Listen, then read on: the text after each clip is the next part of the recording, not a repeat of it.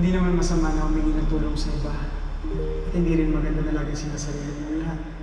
Huwag kang magsalita na parang hindi ka nasasaktan. Umakta na parang hindi ka nahihirapan.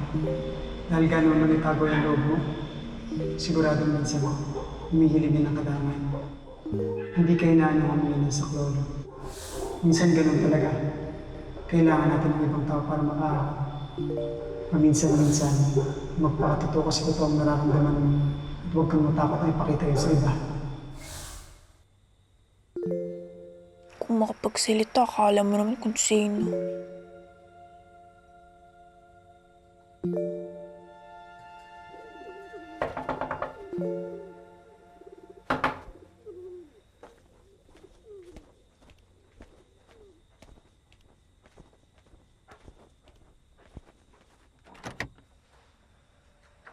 May kailangan ka. Oo, may kailangan ako. Diba sabi mo magpakatotoo tayo? Di magpapakatotoo ko. Ang kapal-kapal ng mukha mo. Hindi masama humingi ng tulong sa iba. Hindi rin magandang sinasarili mo ang lahat. Huwag kang umasta na para bang hindi ka nahihirapan. O umakto na para bang hindi ka nasasaktan. Dahil gaano mo man itago ang loob mo, siguradong minsan, kailangan ng katamay ng puso mo. Hindi ka inaanong humingi ng saklolo. Minsan, ganun lang talaga. Kailangan natin ng ibang tao para makaahon tayo. Wow! Kung makapagsalita ka, akala mo napaka-open ang puso mo? Akala mo, hindi mo sinasarili lahat ng problema mo? Hoy, Nero Sebastian Araneta Ferrer, wala kang karapatan para sabihan ako niya dahil ikaw nga mismo ginagawa mo na para itago yung totoo mong nararamdaman eh. Oh, bakit hindi ka magpakatotoo ngayon? Hindi ba durog na durog yung puso mo dahil yung babaeng gusto mo officially na nakipaghiwalay na sa'yo? I was there kanina. It's just better if we move on. Sometimes I feel like hindi na ikaw yung Miro na dati na kilala ko. And if we stay in this relationship, mas lalo akong masasaktan. At mas lalo din natin masasaktan ang isa't isa. Nasa garden din ako kanina. Narinig ko lahat ng pinag-usapan niya ni Antonia at ang masama, akala mo okay lang lahat sa inyo kasi akala mo nga natatanggap niya lahat ng mga messages mo gamit kalapate. At ang masakit naman, ako naman si Tanga, akala ko okay pinapadalan mo ng matatamis mong salita.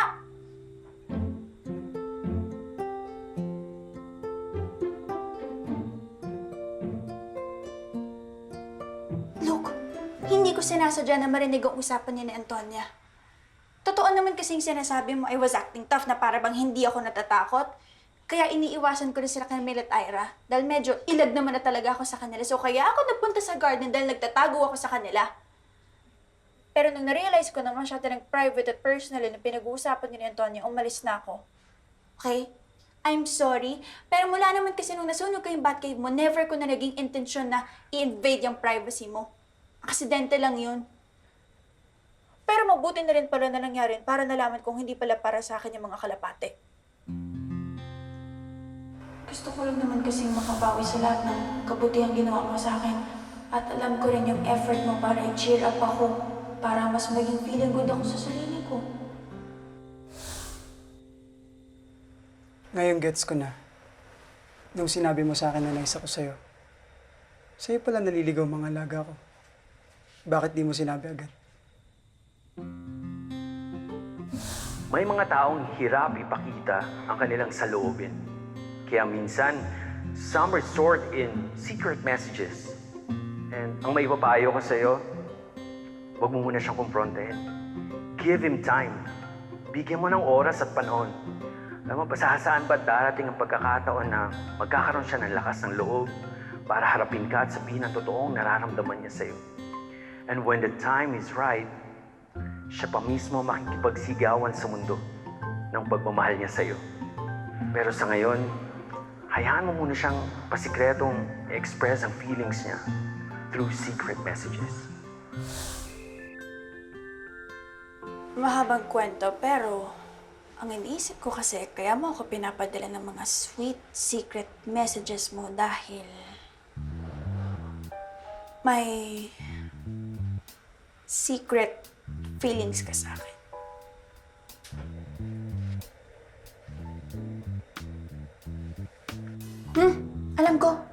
Alam ko. Alam ko. Kaya hindi mo kailangan tignan ng ganyan. Tsaka alam ko namang hindi mo ako type. Lalo na nung nakita ko yung ex mo si Antonia. Ang layo ng pagitan namin eh. Kumpara mo naman si Antonia sa akin. Langit, lupa. Ako yung lupa ah. Langit, lupa. Ikaw pa, langit ka rin. Langit. Kayo ni Antonia, pero ako yung langit eh. Ako lupa. Talaga hindi mo ako magugustuhan. Tsaka, paano ka naman magkakagusto sa jologs mong cook? Imposible. Alam ko yun. Bakit naman imposible? Hindi ka naman mahirap magustuhan.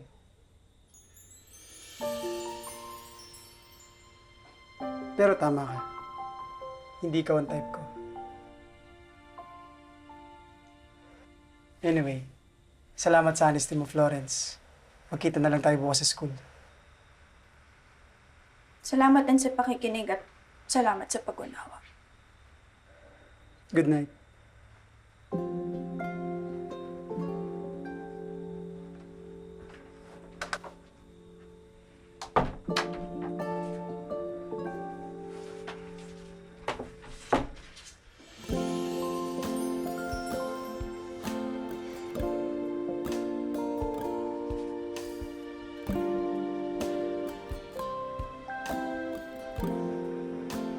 Di rin daw ako mahirap gustuhan.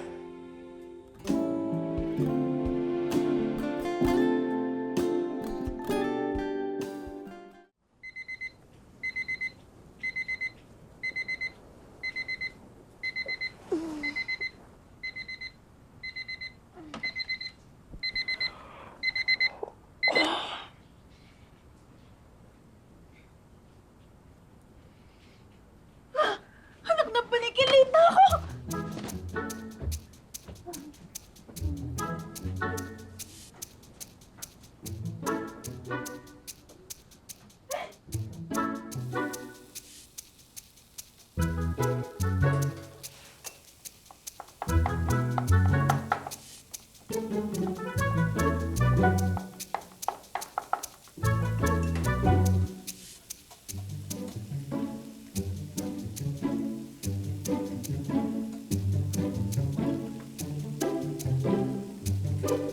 Why are you still here?